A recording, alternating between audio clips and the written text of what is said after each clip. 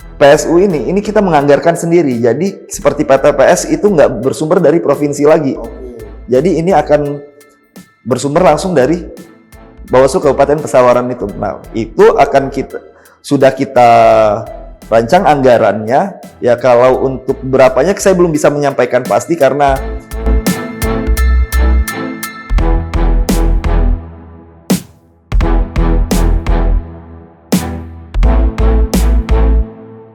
Oke, baik. Selamat sore. Assalamualaikum warahmatullahi wabarakatuh. Kembali jumpa dengan saya, Rio Pratama, Tribuners. Hari ini Studio Tribun Lampung kembali menghadirkan narasumber untuk melakukan wawancara khusus. Menjelang pemungutan suara ulang, baru-baru ini sedang hangat diperbincangkan soal ketidaksanggupan Provinsi Lampung, khususnya di Kabupaten Pesawaran untuk melakukan PSU. Namun jauh sebelum itu, Tribuners, kita akan membahas kronologis, kemudian peran Bawaslu, serta mengapa PSU bisa terjadi. Tentunya saya telah kehadiran bintang tamu pada sore hari ini, yakni Ketua Bawaslu Pesawaran, Bapak Komisioner Fatih Hunajah. Mungkin agar Tribuners lebih mengenal beliau, kita perkenalan terlebih dahulu. Silakan Ketua. Oke, Assalamualaikum warahmatullahi wabarakatuh. Halo Tribuners, saya Fatih Hunajah. Saya alhamdulillah diamanahi oleh kawan-kawan di Bawaslu Kabupaten Pesawaran sebagai ketua di Bawaslu Kabupaten Pesawaran. Oke, baik, ini Ketua. Ini kan MK telah memutuskan untuk Kabupaten Pesawaran melakukan pemungutan suara ulang.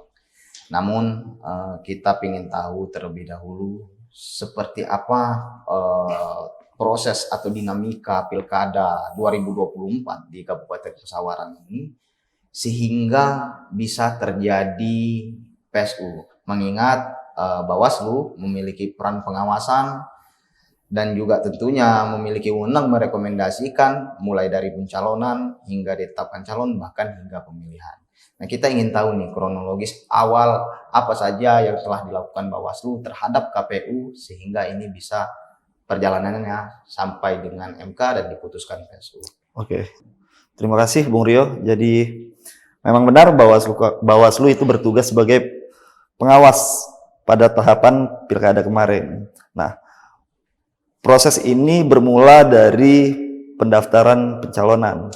Dari pendaftaran pencalonan, Bawaslu Kabupaten Pesawaran telah mengawasi sejak tanggal 27 kalau tidak salah 27 sampai dengan tanggal 29 atau 30 itu pendaftaran pencalonan kita telah mengawasi. Nah, ketika pencalonan tersebut setiap calon itu kan mengupload ke dalam silon berkas-berkas tersebut. Nah, memang di situ ada keterbatasan kami, di mana Bawaslu di situ tidak bisa mengakses silon tersebut. Kita hanya bisa melihat ada, tidak ada, seperti itu. Contoh misalkan seperti ini, seandainya saya calon, saya mengupload untuk KTP saya itu kertas kosong. Itu nanti akan terchecklist ada, seperti itu. Nah, jadi kita hanya bisa mengecek itu. Nah, setelah itu pada tanggal 3 September KPU Kabupaten Pesawaran mengundang Bawaslu beserta LO untuk memverifikasi administrasi. Nah, di situ kebetulan ada saya dan ada rekan-rekan saya, ada Bang Tias selaku PIC pada tahapan pencalonan kemarin, terus ada juga Mas Mutolib sebagai koordinator divisi pencegahan mengawasi proses itu secara langsung. Nah, ketika di breakdown berkas-berkas pencalonan itu, saya langsung mempertanyakan terkait keabsahan terkait ijazah karena yang diupload itu adalah surat keterangan pengganti ijazah. Sedangkan di dalam PKPU 8 itu harus mengupload ijazah. Dan sepengetahuan saya, kalaupun itu SKPI itu setara dengan ijazah, seharusnya memiliki nomor seri ijazah seperti itu. Nah, sedangkan di SKPI itu tidak ada nomor seri ijazah, itu yang pertama, dan juga tidak ada terkait letak sekolah, itu ditulisnya hanya SMA Negeri 1. SMA Negeri 1 ini jadi pertanyaan juga, SMA Negeri 1 mana? SMA Negeri 1. Karena pengetahuan kita kan SMA Negeri 1 itu bisa Bandar Lampung, bisa juga Tulung Buyut, bisa juga Banjit, kayak gitu kan, atau Liwas, seperti itu. Nah, jadi kita pertanyakan itu kepada KPU, apakah berkas itu bisa digunakan? Nah, jawaban dan ini sudah dituangkan di dalam form A pengawasan Bawaslu, dan itu kita jadikan bukti kemarin di MK. Nah, setelah itu KPU menjawab saat itu, kita akan melakukan verifikasi ke Dinas Pendidikan. Maka pada tanggal 4 September itu KPU melakukan verifikasi dan diawasi langsung oleh Bawaslu Kabupaten Pesawaran ke Dinas Pendidikan Provinsi Lampung, menanyakan terkait benar nggak ini diterbitkan oleh Dinas Pendidikan. Itu yang pertama. Yang kedua, apakah berkas ini setara dengan ijazah. Yang ketiga, ada tidak arsip dari Bapak Arisandi terkait kelulusannya itu. Nah, terkait itu, untuk yang pertama itu dinyatakan memang benar itu dikeluarkan oleh Dinas Pendidikan. Nah, namun yang kedua itu Dinas Pendidikan belum bisa menjawab, dan juga yang ketiga itu Dinas Pendidikan tidak bisa menjawab itu melalui Bapak Abdullah. Nah, sehingga kita menunggu. Nah, lalu pada tanggal 13 ketika mau masuk tanggapan dan masuk ke tahapan masukan dan tanggapan masyarakat, KPU kembali menggelar berkas-berkas itu, dan kembali kami menanyakan apakah berkas ini bisa digunakan. Untuk yang perlu digarisbawahi itu adalah yang bisa meloloskan calon itu adalah KPU. Jadi kami menanyakan kepada KPU, berkas ini bisa atau tidak digunakan.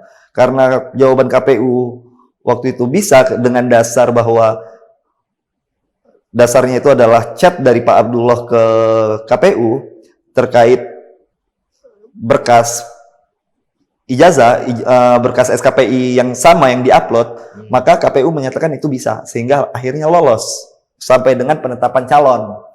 Nah, pasca penetapan calon itu ada laporan dari masyarakat ketika masuk tahapan kampanye. Akhirnya kita menindaklah dari situ, dan kita mencari kebenaran, mencari fakta, meminta saksi-saksi, dan akhirnya kita merekomendasi kepada KPU. Dan hasil dari rekomendasi kita itu menyatakan bahwa KPU Kabupaten Pesawaran menyalahi aturan dan tidak sesuai dengan tata cara PKPU nomor 8 tahun 2024 tentang pencalonan. Maka kita merekomendasi yang pertama memeriksa kembali berkas pencalonan Bapak Arisandi terkait ijazah. Yang kedua, apabila ditemukan keraguan-raguan, maka dibawa ke lembaga yang berwenang, dalam hal ini PT UN. Yang ketiga, apabila putusan hakim yang berkekuatan hukum tetap menyatakan itu tidak sah atau tidak memenuhi syarat, maka KPU Pesawaran kembali meninjau penetapan calon atas nama Bapak Arisandi. Nah, namun KPU Kabupaten Pesawaran pada saat itu langsung mengirimkan surat balasan hasil dari rekomendasi kami, itu menyatakan bahwa berkas pencalonan Bapak Arisandi itu dinyatakan sah dan sudah sesuai dengan aturan KPU nomor 8 tahun 2024. Nah, sehingga berhenti sampai di situ. Seperti itu. Jadi rekomendasi dari Bawaslu itu dibalas oleh KPU pada saat itu butuh waktu berapa lama? Saya kurang tahu tepatnya, tapi sepertinya itu nggak sampai dari seminggu, karena di aturan itu kalau nggak salah itu harus ditindaklanjuti selama seminggu, seperti itu. Dan rekomendasi itu tidak sepenuhnya dijalankan oleh KPU. Iya, mereka sudah menjalankan, dan mereka hanya menjalankan yang nomor 1. Iya, berhenti di memeriksa, seperti itu. Tidak melakukan. Tidak membawa ini ke PT UN. Nah, kemudian kita tahu ini Ketua, bahwasanya calon nomor urut 1 Bapak Aris Sandi setelah didiskualifikasi, namun jauh sebelum itu beliau ini kan pernah menjabat sebagai bupati. Kemudian beliau juga pernah mencalonkan diri sebagai calon legislatif. Tentunya masyarakat bertanya nih, kenapa baru hari ini beliau terbukti dan didiskualifikasi oleh MK, tidak dari awal mula dia pencalonan pada tahun 2010 kalau tidak salah, dan pada pencalekan kemarin. Ini ada nggak mungkin yang bisa disampaikan Bawaslu perihal ini? Atau memang pada saat itu di 2010 ini tidak ada yang menggugat sehingga tidak terbukti, atau seperti apa ini? Iya, jadi ya ini juga jadi bahan perbincangan kita juga di internal kita ya. Memang pada tahun 2010 itu ada gugatan ke Mahkamah Konstitusi, tapi itu tidak terkait administrasi. Oke. Artinya pada saat itu mungkin itu belum ada yang mengetahui terkait hal ini. Nah, baru ketahuan ini pada pilkada tahun 2024 ini. Dan juga yang perlu diketahui juga pada undang-undang pilkada itu tidak ada kata frasa apabila atau jika sudah pernah menjabat bupati selama 1 periode bisa mencalonkan kembali seperti itu. Nah, atau jika sudah pernah mencalonkan diri sebagai sudah pernah menjadi bupati, maka syarat ijazah itu tidak ada. Nah, itu mungkin yang jadi pertimbangan Mahkamah Konstitusi seperti itu. Oke. Nah, sepanjang perjalanannya di MK, Mahkamah Konstitusi, apa peran Bawaslu? Apa saja yang ditanyakan oleh MK dan bagaimana cerita mengikut sidang ini? Iya, jadi ini jadi pengalaman hidup juga ya, bersidang di Mahkamah Konstitusi. Nah, jadi memang peran Bawaslu ketika saat itu, ketika kita di Mahkamah Konstitusi itu hanya sebagai pemberi keterangan apa saja yang sudah dilakukan oleh Bawaslu, khususnya Bawaslu Kabupaten Pesawaran. Kemarin kita sudah menerangkan kepada Mahkamah bahwa apa-apa saja yang sudah kita awasi dan apa saja produk-produk yang sudah kita terbitkan terkait masa pengawasan dan juga masa kampanye kemarin. Seperti contoh ya, produk kita itu adalah rekomendasi itu penanganan pelanggaran itu, dan pengawasan kita itu kita sudah mengawasi proses itu sejak awal dan juga sampai dengan akhir seperti itu. Dan outputnya ketika penanganan pelanggaran itu rekomendasi itu seperti itu. Oke, baik. Ini sesuai dengan putusan MK setelah beberapa tahapan sidang hingga akhirnya bahwa mendiskualifikasi Aris Sandi sebagai calon dan meminta untuk Kabupaten Pesawaran menjalankan PSU, dan keputusan ini mengikat dan final. Namun yang menarik ini Ketua, bahwasanya lantaran suatu hal mungkin anggaran ini sempat menjadi perbincangan nasional bahwa Kabupaten Pesawaran menjadi salah satu dari kabupaten yang tidak sanggup menjalankan PSU. Nah, bagaimana Bawaslu melihat ini? Kalau dari Bawaslunya, apakah secara persiapan dan juga mental ini siap menjalankan PSU, hanya saja memang kendalanya hanya anggaran, atau ada hal-hal yang lain ini yang membuat ini menjadi perbincangan nasional? Jadi kalau ditanya terkait sanggup atau tidak sanggup ya, karena ini adalah putusan MK dan wajib untuk ditindaklanjuti, ya kita siap gitu. Jadi kalau ditanya sanggup atau tidak, Bawaslu sanggup untuk mengawasi proses pengawasan pada tahapan PSU ini yang akan diselenggarakan 90 hari pasca putusan MK kemarin. Nah, terus kalau terkait anggaran itu juga kita agak kaget ya, karena ketika ini kan muncul ketika kemarin di RDP Komisi 2 ya, di RDP Komisi 2. Kita dari Bawaslu itu, khususnya Bawaslu ya, itu kita belum berbicara terkait anggaran, karena kita untuk ngomongin anggaran itu kan kita harus melakukan rancangan anggaran kan, anggaran belanja. Itu kita belum sama sekali melakukan, dan komunikasi kita dengan Pemkab Kabupaten Pesawaran pun kita belum melakukan komunikasi. Nah, memang untuk anggaran sebenarnya ya ini diperlukan dan ini akan kita komunikasikan. Semalam saya sudah menginstruksikan kepada Kepala Sekretariat Bawaslu Kabupaten Pesawaran untuk melakukan audiensi kepada pemerintah daerah, dalam hal ini Bupati, hari Senin besok pukul 13. Nah, itu akan kita bicarakan. Jadi kalau terkait sanggup atau tidak sanggup, saya rasa seluruh lembaga ini harus sanggup seperti itu. Dan pun yang perlu dicatat terkait anggaran ini, apabila di dalam undang-undang pilkada itu memang ini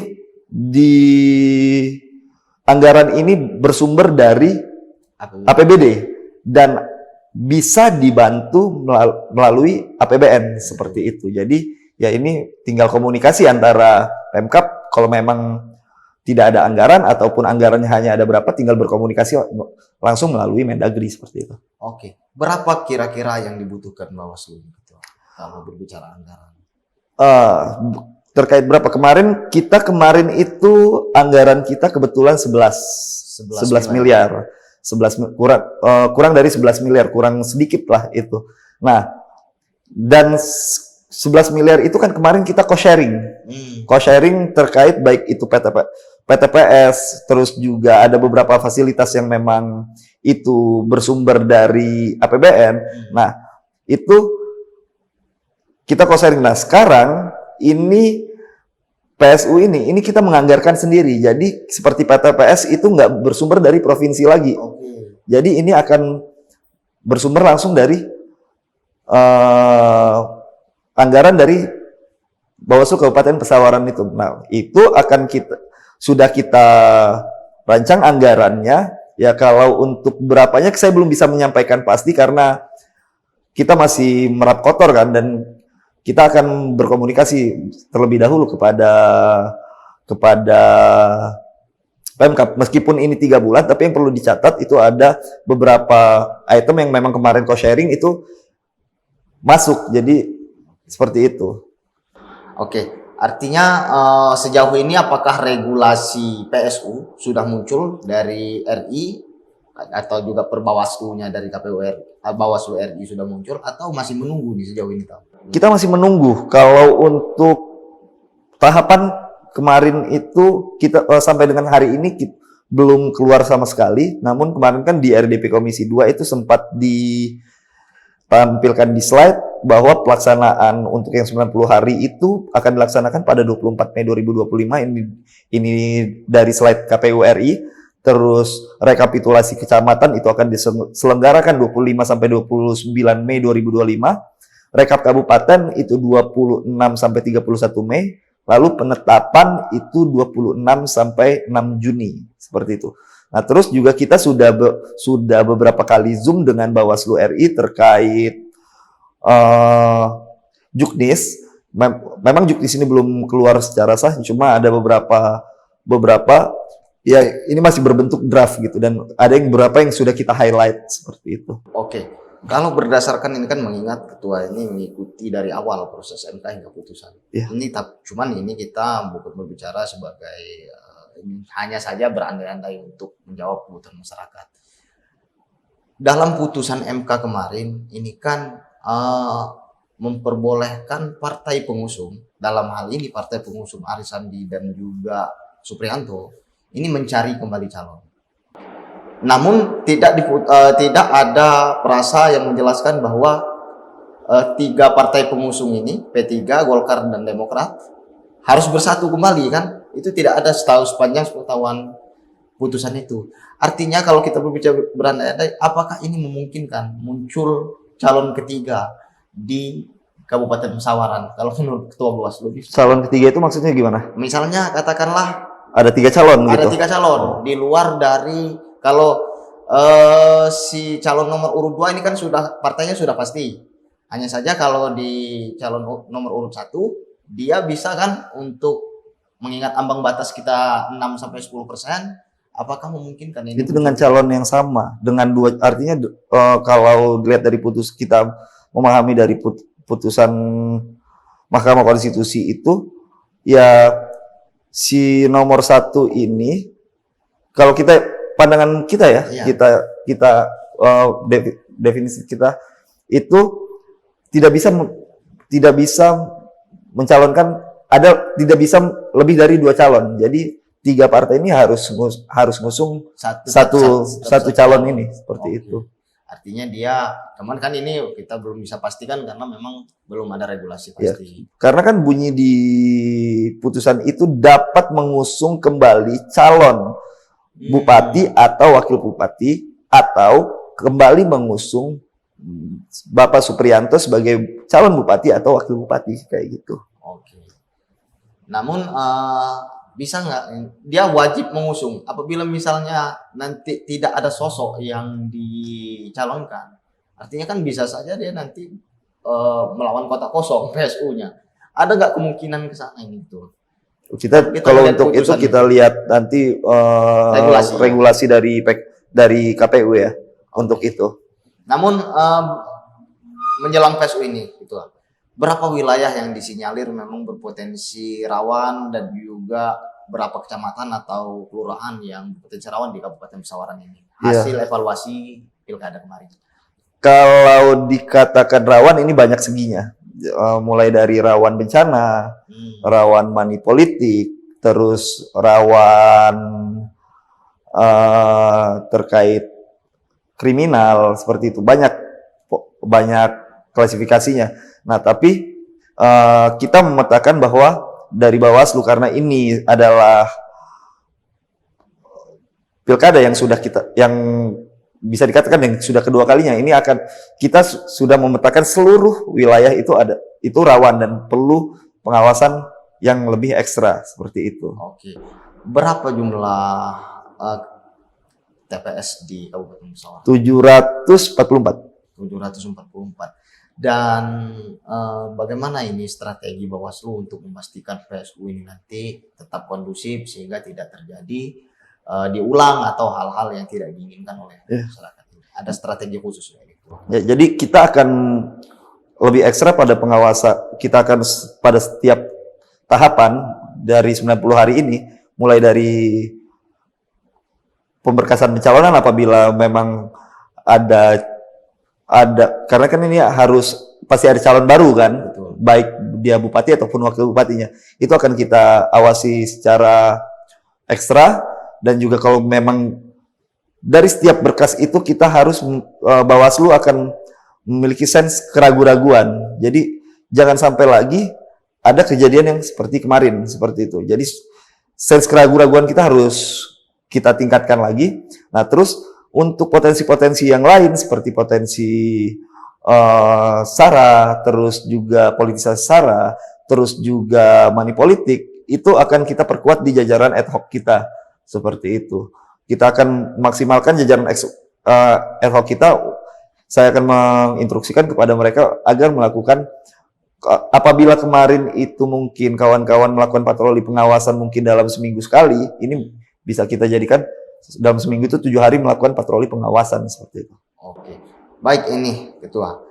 Ada pasca putusan MK untuk menentukan PSU, banyak sekali statement yang muncul di tengah media dan juga media sosial bahwa meminta KPU dan Bawaslu ini turut serta diusut.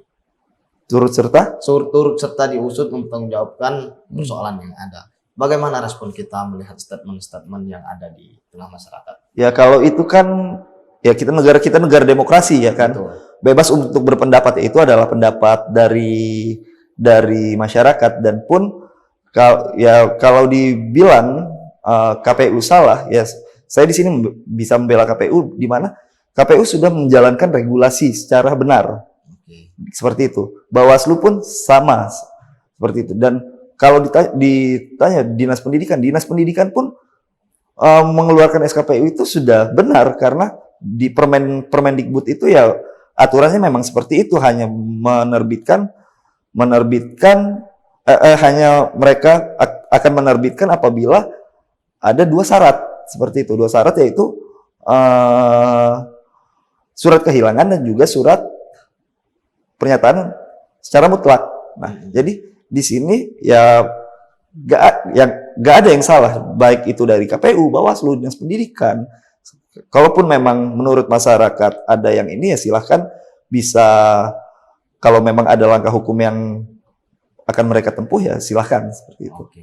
Baik, ini kita di penghujung ini Ketua.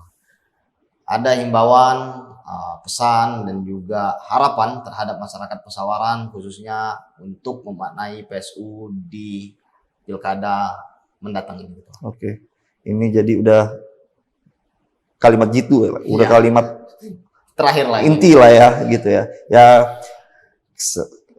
saya berharap kepada masyarakat di Kabupaten Pesawaran agar bisa menghormati putusan dari Mahkamah Konstitusi ini, dan kita menjalankan pemilihan suara ulang ini yang akan diselenggarakan pada bulan Mei kemungkinan, ini kita jalankan secara kondusif. Dan saya berharap juga kepada masyarakat Kabupaten Pesawaran, ketika pada prosesnya, pada jalannya tahapan PSU ini menemukan pelanggaran-pelanggaran ataupun menurut masyarakat ini ada kesalahan, itu bisa langsung dalam segi teknis itu bisa langsung melaporkan kepada Bawaslu Kabupaten Pesawaran agar jalannya PSU kita bisa berjalan jujur dan adil seperti itu.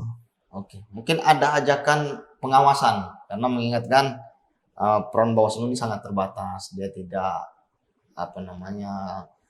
dia hanya satu orang TKD dengan banyak sekali TPS, dan mungkin ada ajakan kepada masyarakat agar justru di situ, Bung Rio. Jadi alhamdulillahnya Bawaslu Kabupaten Pesawaran itu pada Pilkada 2024 kemarin itu kita sangat terbantu dengan peran masyarakat. Kenapa? Karena dari banyaknya penanganan pelanggaran yang ada di Pesawaran, di Bawaslu Pesawaran, itu banyak sumbernya itu dari laporan. Artinya masyarakat itu sudah berperan aktif di dalam pengawasan. Kalau dibandingin dengan kabupaten-kabupaten lain, mungkin kita salah satu yang terbanyak gitu. Dan tapi ini juga saya akan menghimbau kepada masyarakat Kabupaten Pesawaran dalam proses ini. Saya berharap kepada kawan-kawan agar bisa turut serta dalam pengawasan pada proses tahapan PSU ke depan ini, seperti itu. Oke. Baik, teman-teman Tribuners, itulah tadi wawancara kita bersama Ketua Bawaslu Kabupaten Pesawaran. Tentunya PSU ini menjadi momen perhatian khusus di Provinsi Lampung karena satu-satunya wilayah yang berlanjut hingga PSU. Tentunya juga perbincangan kita ini tidak terbatas di sini, masuk dalam tahapan dan mulai ketika sudah ada regulasi. Tentunya kita akan mengundang kembali Ketua Bawaslu Kabupaten Pesawaran dan beberapa narasumber lainnya. Kita akhiri dulu podcast pada sore hari ini dengan saya Rio, reporter Tribun Lampung. Wassalamualaikum warahmatullahi wabarakatuh.